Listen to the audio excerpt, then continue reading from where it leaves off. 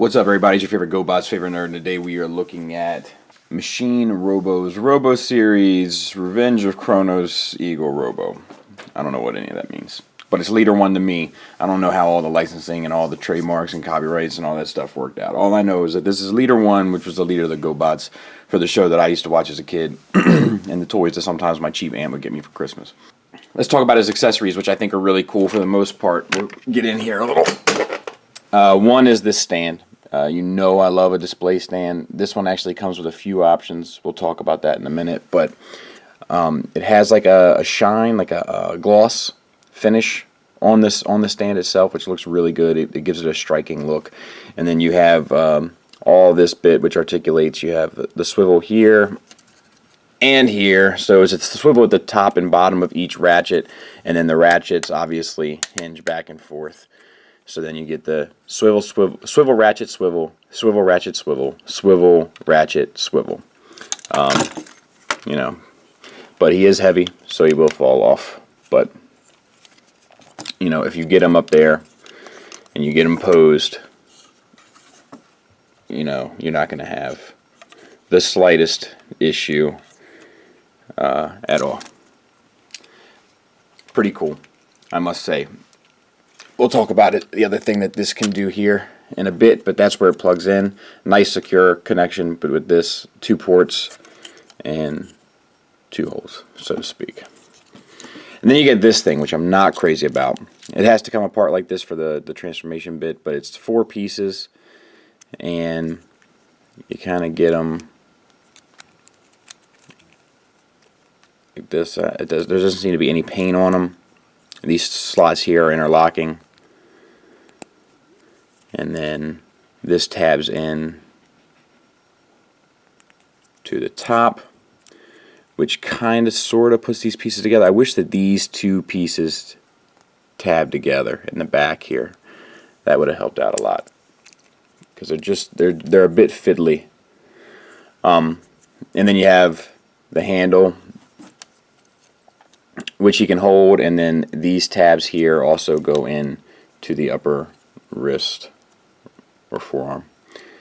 So they don't have to, but they can, which is a little bit of nice forethought. And he holds it just fine. I'm just not crazy about the overall design of it, but holds it just fine.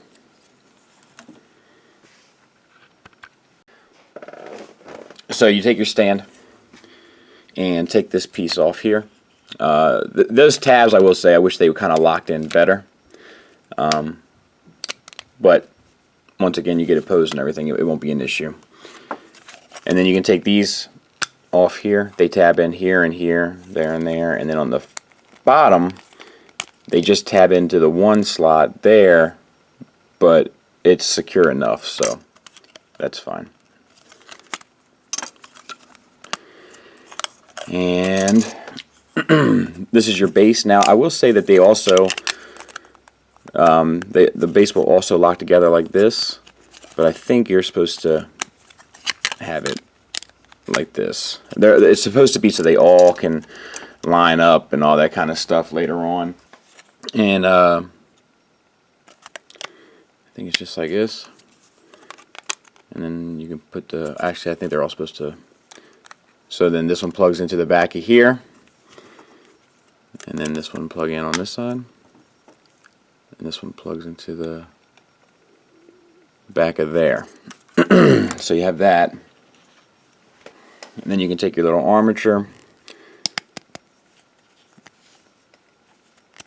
disconnect all this stuff, and so you're left with all these pieces.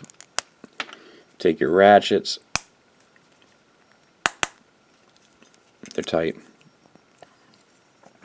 Line them up, and then you can even put this back on. One is fine. This plugs right back in where you had it. And then these pieces plug into the back of here as like cross members. And then you have your display stand, which is it reminds me a lot of just when I'm putting it together, it reminds me a lot of like early Marvel Legends stuff.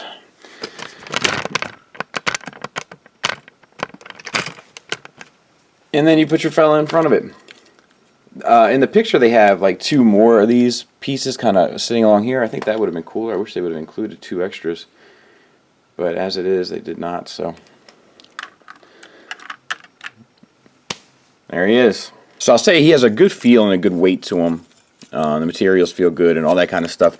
His head is on a hinge that sits down there. It's a little close to the front, so you have to kind of angle the hinge back and then move the head down to kind of get a more natural look.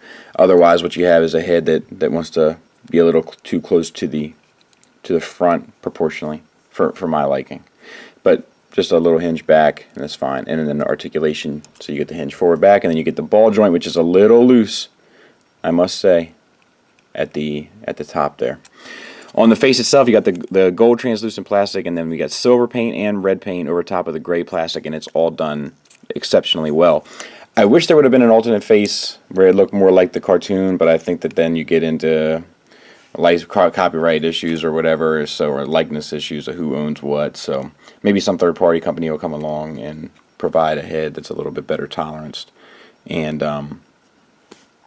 looks good. Or looks, I shouldn't say good, but looks cartoon accurate. That would be nice. Shoulder wise, I got, this guy, we're going to talk about that in a minute, but this guy has a very good action figure element to him in terms of articulation and playability. Shoulder wise, you get a hinge there, as you can see, that comes to a massive ball joint there. So the hinge you get all the way up to there, and then the ball joint gets you all the way around, and the hinge, it hinges down here at the base too. Is that what it is? How is that? I guess it's just that one hinge, but it's allowing you to get a ton of articulation there, so that's good. You do have to kind of continually adjust these, but not the hugest deal. Bicep swivel, that's fine. We got a little bit of black paint in there.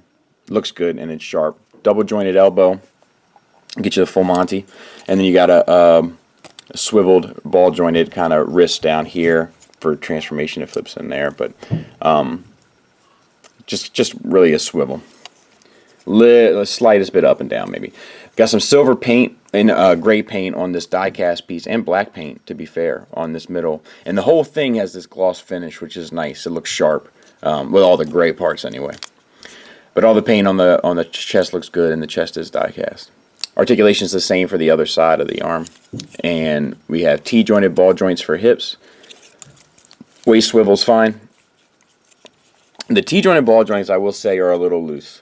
And we also have die cast on the feet. We have die cast in the chest. There's a lot of weight on this figure, and this ball joints, they could stand to be a little tighter.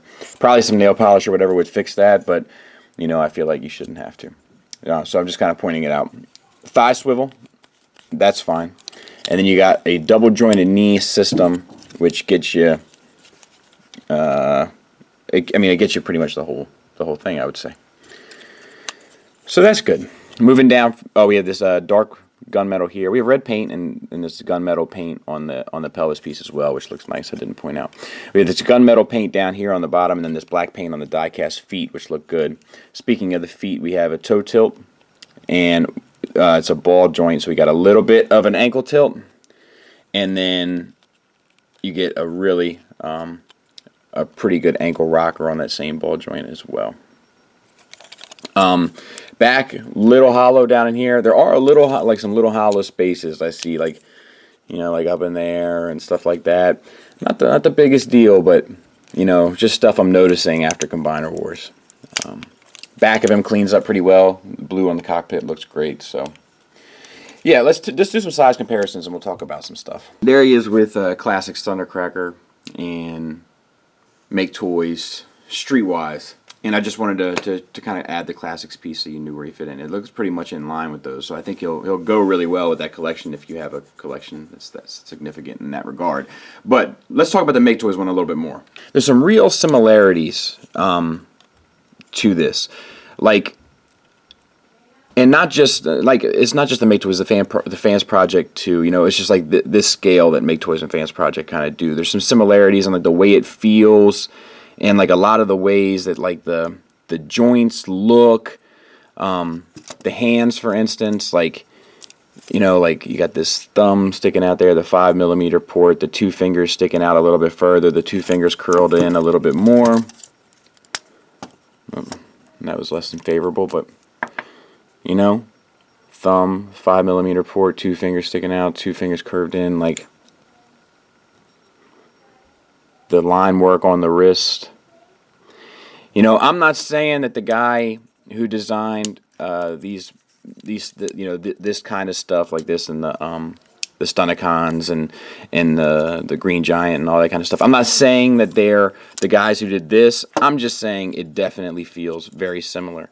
Shout out to Greg from Mercy. He's the one that kind of clued me into that, and having it in hand, I can say that I absolutely agree with him. Like, it does have a very fans project, make toys feel of this scale, like the action figure element and all that stuff. Like, it just feels, it just you know, feels similar, except it has the die cast. Like, that's like I would say the biggest defining difference. All right, let's get him transformed. Turn the head around 180, push the hinge back as far as you can, and try to get the red line to look at you. You can collapse the shoulders and rotate these pieces here down 180 degrees.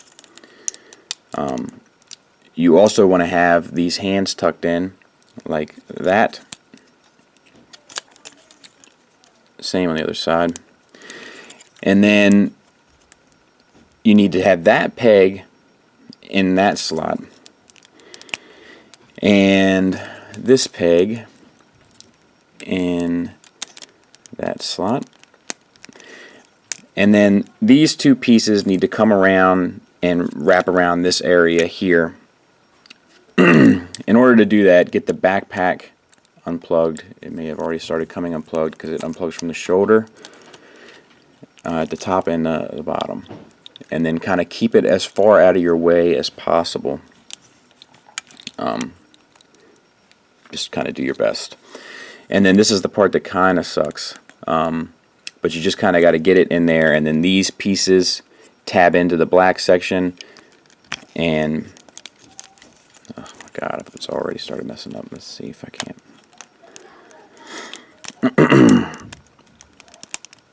There. And then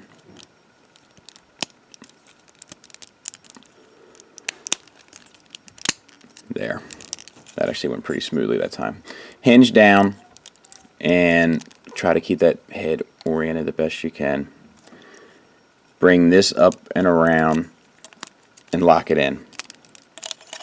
Now, on the underside, take your backpack and plug it in, and that's actually pretty cool how all that kind of cleans up, which is nice. Straighten out your wings here and collapse them onto the jet, and then plug them into the side. Straighten out your back wings and then close up your little thrusters here, and that's your jet. We'll take this and unplug these pieces. On the bottom here, this plugs in to there and then there, and it kind of secures the body of the jet, which is pretty smart, I must say. And same on this side. I really dig that. I think it cleans up the jet even more, and it makes everything just a little bit more solid. And I'll get it a little cleaned up later, but and then open these bits up here, plug them in to the bottom wings, and that is your jet mode. Let me get them cleaned up. We'll put them on the stand. We'll take a look at them. Alright, so I had to say that the stand kind of sucks for this mode because there's so much weight on the figure that it's hard to get it to a point where it won't topple over. Like, it takes, like, I've got it pretty well balanced now, but like when I was messing with it, I had it in 3 spots. This is constantly coming untabbed. It's just kind of a waste. It's a wash when it comes to jet mode. Jet mode itself, though, is pretty cool. I like how it all kind of turned out. I like the accents. I like the blue. I like the little thrusters here can still move, or whatever they are. I like that it has landing gear. It's not like real landing gear, but like it doesn't roll. But they're there and here. A little bit of flash. I'm sorry. And yeah, I think it does its job well. I don't like the stand for it, which is a bummer because I think if I were a guy that were going to display it like this, I would definitely want to use the stand. And it's not like you can't use the stand, it just takes an awful lot of TLC to really make it work. But overall, I think it's a pretty cool little jet, and I think it's a good likeness. I'd be lying if I said I wasn't underwhelmed a bit by this thing. That's not to say it's bad, it's just to say it's kind of, it's fine. I think that because the face sculpt, having it in hand is, very off from, the cartoon, which I know it's not intended to be. I get it. I'm just saying that's my connection to it, and because it is off, I'm just like, who is this thing? But that's a personal thing of mine. In terms of things that might bother you, the ball joints at the hips are going to be problematic because of the weight of the figure, always constantly putting pressure on them. When I go to pose them sometimes, like when I was playing with them yesterday, the felt is helping here, but like I had my counter upstairs, and it was just like, like every time I went to pose him, he was slipping down a little bit. But another problem is like I have things that like are constantly popping off of mine. Like this is one here. Like this piece, like just it slides in there. It's held with tension. It's nice that it won't break on you, but it's constantly falling out. Like that's constantly falling out. Like I'm having like little pieces in here coming apart. Nothing's breaking. It's just like things are like falling off of them a lot. Like when I was messing with him. And let's see. I'm not crazy about the transformation, but that may be a personal thing. It just seems like things should move a little bit smoother. Some of the plastic is getting chewed up because of the tolerances. Like so that's bothersome to me. But that may be a problem that I'm having. Maybe I'm not doing it right. The weapon once it's plugged in is cool, but outside of that, it kind of falls apart. The stand is cool for robot mode both ways, and for jet mode the one way. I like that they included it, but I wish that this kind of worked better. And specifically, I wish that these tabs locked in a little bit better. Like if they had the clips on the sides of them, that would make for an overall more enjoyable experience when trying to use it. However, the price is fantastic. It's like $40-$45, and for what you're getting for $40-$45, it's a pretty cool toy. The paint is good. The materials are good. Sometimes I wish they would use different design choices, like, especially with those ball joints and stuff. Like, I really don't think there's a need for ball joints there, as opposed to ratcheted universals. That would have made for a much better overall figure. But the action figure element of it is really cool. He is fun to play with. He's fun to pose. He's fun to mess around with. I do enjoy the concept of the stand. I just wish that it worked a little bit better. And I don't know. There's a lot of good here. And the price is right, so I can't think of any reason not to recommend this. I just, don't expect something amazing. Expect something that's worth your $40-$45, and that's what you'll get, because that's what it's worth, and that's what it is. Sorry if I was a little off today. I was at a wedding yesterday and got a little banged up. Obviously nothing I couldn't handle. Just a series of so many poor decisions. Ooh. Looks like he's almost reached the point where he makes his infamous deal. Lord, if you get me through this day, I promise I will never drink again. But a little banged up nonetheless. Thanks for listening. Thanks for watching. Until next time, take care.